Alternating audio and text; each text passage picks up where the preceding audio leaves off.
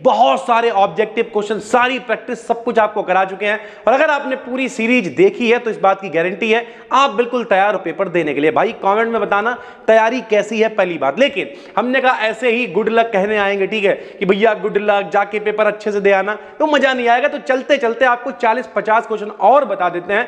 भाई इनमें से 2, 4, 10 अगर आ गए तो हो सकता है कल आपका और भला हो जाए। और अगर आप सब कुछ पढ़ ही चुके हो तो कम से कम 50 क्वेश्चन आपका रिवीजन भी हो जाएगा चलते चलते, और आपका एक छोटा सा टेस्ट हो जाएगा कि भैया ये वाले क्वेश्चन आपको आते हैं या नहीं आते। तो चलिए, ये मोस्ट इंपॉर्टेंट कुछ पेपर्स हमने उठाए हैं, इन्हें चेक करिए। बाकी डिस्क्रिप्शन में प्लेलिस्ट पड़ी हुई है, उसे पूरा देख डालिए अगर कुछ नहीं देखा है। और फिर भैया मॉडल वॉडल जो भी पलटा जाके पेपर सुबह दे आना भाई, ठीक, फटाफट से। तो टाइम खराब नहीं करते हैं, जल्दी से चलते हैं।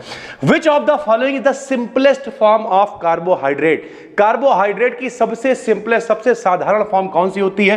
तो एल्डिहाइडिक एंड कीटोन फॉर्म, यानी एल्डोज और कीटोज वाली जो फॉर्म होती है सबसे सिंपलेस्ट फॉर्म होती है।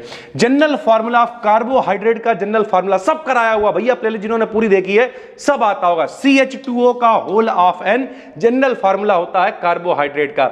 इन्वर्टेड शुगर किसे कहते हैं? सुइक्रोज होती है इन्वर्टेड शुगर, ये भी कराया हुआ है। रिड्यूसिंग एज यानी अपचाई शर्करा कौन होती है भैया? तो ग्लूकोज एक रिड्यूसिंग शुगर है, यानी अपचाई शुगर है भाई, ठीक है। ये पीडीएफ आपको कहां देंगे? टेलीग्राम बी डिकेडियन BSc, बिल्कुल फ्री चैनल है, जैसे ही वीडियो शेयर होगी तुरंत वहां पे मिल जाएगा भाई, ठीक है।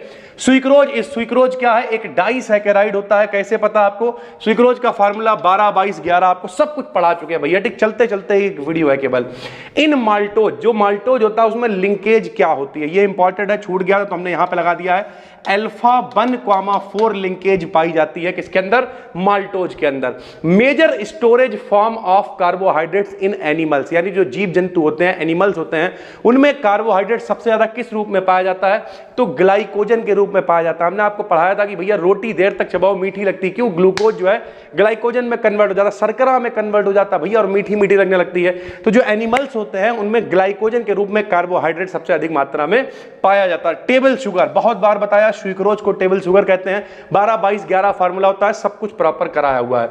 1 मोल ऑफ सुइक्रोज ऑन हाइड्रोलिसिस, सुइक्रोज का जल अपघटन कराते हैं, चीनी की पानी से क्रिया कराते हैं। याद करो, बताया था गांव वाले बहुत एक्टिव होते हैं, चीनी की पानी से क्रिया कराते हैं, शरबत बनाते हैं जिसमें बनता है ग्लूकोज और फ्रक्टोज। तो 1 mole of glucose and 1 mole of fructose बनता है। जो रफ डिग्रेडेशन होता है वो किसे रिड्यूस करता है? कार्बन जो चेन लंबी है उसे शॉर्ट करना है तो रफ डिग्रेडेशन का इस्तेमाल करते हैं, जो कि एल्डोज के लिए इस्तेमाल करा जाता है भाई, ठीक है। ये एल्डोज की चेन को क्या कर देता है? डिग्रेड कर देता है भाई, ठीक है। Following is an example of epimers, epimer कौन कौन से हैं? प्रॉपर पढ़ाया हुआ है, ग्लूकोज और मैनोज आपस में एपीमर होते हैं।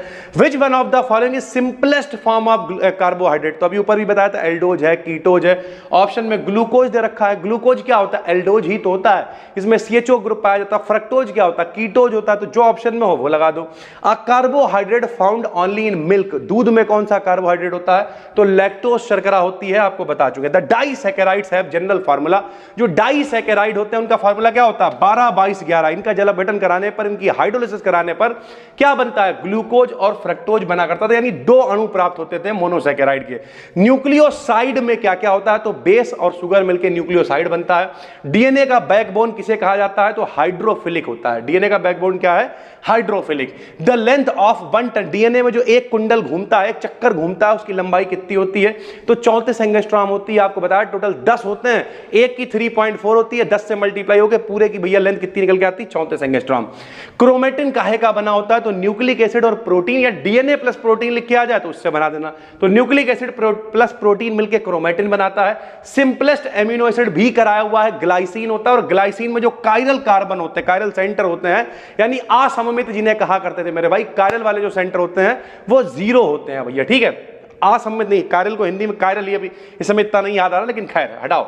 Which of the following proteins was first sequence, पहली कौन सी प्रोटीन थी जो पहली बार सीक्वेंस क्रम में सेट करी गई? तो भैया इंसुलिन थी। कौन सी, किसने सेट करी थी? फ्रेडरिक सेंगर ने सेट करी थी। How many amino acids makeup a protein, भैया कितने एमिनो एसिड मिलते हैं? आपको बताया था एमिनो एसिड जुड़ते हैं पेप्टाइड बॉन्ड के द्वारा जुड़ते हैं, इसलिए पॉलीपेप्टाइड भी कहते हैं। प्रोटीन्स को 20 जुड़ते हैं तो बन जाती है प्रोटीन। विच bond occurs between amino acid, के बीच में कौन सा बॉन्ड होता है? पेप्टाइड बॉन्ड होता है। द 3D स्ट्रक्चर, प्रोटीन के 3D स्ट्रक्चर को ज्ञात करने के लिए किसका इस्तेमाल करते हैं?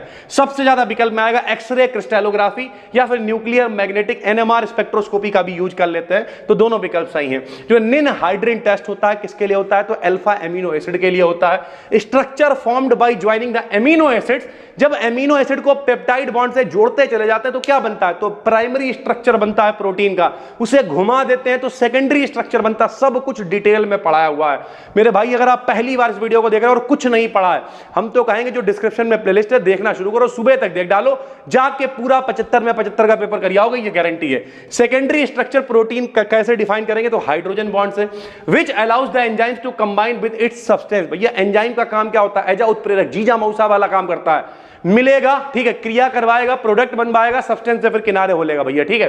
तो ये करवाएगा कौन? को एंजाइम। उसके अंदर एक ताकत बढ़ाने के लिए को एंजाइम होता है, को फैक्टर होते हैं, मेटल आयन होते हैं, ये सब मिलकर रिएक्शन करवाते हैं। सल्फोनामाइड की खोज किसने करी? तो डोमैक ने करी है। सल्फोनामाइड, जेरहार्ड डोमैक इनका पूरा नाम है। उसके बाद एक है मिक्सचर दे रखा है क्लोरोऑक्सिलेनॉल, ठीक है, और साथ में रखा है ट्राइफेनॉल। भैया इन दोनों, ये दोनों जब मिल जाते हैं तो किसकी तरह काम करते हैं? तो एंटीसेप्टिक की तरह काम करते हैं।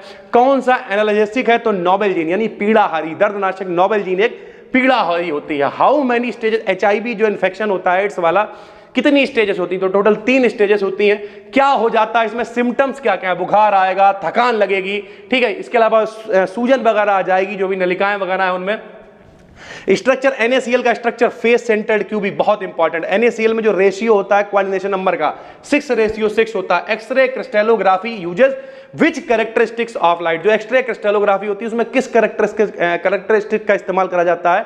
तो विवर्तन का। विवर्तन बोले तो डिफ्रैक्शन, 30 किनारों पे पड़े, टकरा के मुड़ गए। ब्रैग इक्वेशन क्या होती है? 2D sin थीटा बराबर n लैम्डा। कब प्रपोज करी गई? WH ब्रैग और WL ब्रैग दो भैया टाइप लोगों ने प्रपोज करी 1913 में, 1913 में। साइन 30 का मान पूछ लिया था एक पेपर में, 1/2 होता है। एलिजरीन अमोल्डेंट डाई जो होती है किसके लिए इस्तेमाल नहीं करी जाती? तो पेंटिंग के लिए एलिजरीन को इस्तेमाल नहीं करते हैं भाई, ठीक है। Vat dye often used to dye jeans in, यानी जो जीन्स वगैरह को रंगने के लिए बैट डाई इस्तेमाल होती है, कौन सी होती है? इंडिगो होती है। इसी के पीछे पूरा कलेश हुआ था, गांधी जी वाला चंपारण आंदोलन, सब कुछ पढ़ाया हुआ है फिलहाल। Which is acidic dye? Methyl orange है, फिनोफ्थिलीन है, सब एसिडिक डाई है। मेलेकाइड ग्रीन बेसिक डाई है। C डबल बॉन्ड N, ये एक ऑक्सोक्रोम नहीं है। नाइलॉन किसका बना होता है? तो पॉलीएमाइड पॉलीमर का बना होता है। कौन सा ब्रांच्ड पॉलीमर होता है? शाखाएं जुड़ी होती हैं जिसमें, तो लो डेंसिटी पॉलीथीन या लो डेंसिटी पॉलीमर होता है। बेकेलाइड काहे से बना होता है? तो बेकेलाइड को भैया फिनॉल, फॉर्मेल्डिहाइड रेजिन भी कह देते हैं, तो फिनॉल और HCHO से बन के बना होता है। बेकेलाइड किसका एग्जाम्पल होता है? तो थर्मोसेटिंग पॉलीमर का एग्जाम्पल होता है। Which is not a natural polymer? कौन सा नेचुरल पॉलीमर नहीं? तो नेचुरल का मतलब जो खुद नहीं है भैया, आर्टिफिशियली बनाया गया। नाइलॉन है, बेकेलाइट है, रेयॉन है, जो भी विकल्प में आ जाए इस तरीके का, वो नेचुरल पॉलीमर नहीं है। डेक्रॉन किसका एग्जाम्पल है? पॉलिएस्टर का एग्जाम्पल है। कंडेंसेशन पॉलीमर, कंडेंसेशन मतलब क्या होता है? स्मॉल मिलाते जाओ, छोटी छोटी रातें लंबी हो जाती, बड़ी हो जाती हैं, कंडेंसेशन कहलाता है भैया। टेरिलीन है, नाइलॉन है, ये सब कंडेंसेशन पॉलीमर होते हैं। बॉन्ड एनर्जी Si और O के बीच की लगभग 400 समथिंग होती है, तो 502 विकल्प में था, तो हमने लिख दी 502 किलो जूल पर मोल, आप देख लेना। फॉर्मूला ऑफ इनऑर्गेनिक रबर, ये हम आपके लिए ट्विस्ट छोड़ने जा रहे हैं। इनऑर्गेनिक रबर का क्या फार्मूला होता है? आप कमेंट करना मेरे भाई, अगर टाइम ना बचा हो तो मत करना, कोई दिक्कत वाली बात नहीं, लेकिन देखते हैं कि क्या कोई व्यक्ति कमेंट करेगा फॉर्मूला ऑफ इनऑर्गेनिक रबर का मेरे भाई, ठीक है। हम मिलते हैं आपसे एक और वीडियो में, सभी को गुड लक मेरे भाई। अगर कुछ नहीं पढ़ा है, डिस्क्रिप्शन में जो प्लेलिस्ट है उसे पूरा देख डालो, उसके बाहर नहीं आएगा भाई, ठीक है। हम मिलते हैं आपसे एक और वीडियो में, तब तक के लिए धन्यवाद, गुड लक, बढ़िया से करके आना भाई, धन्यवाद।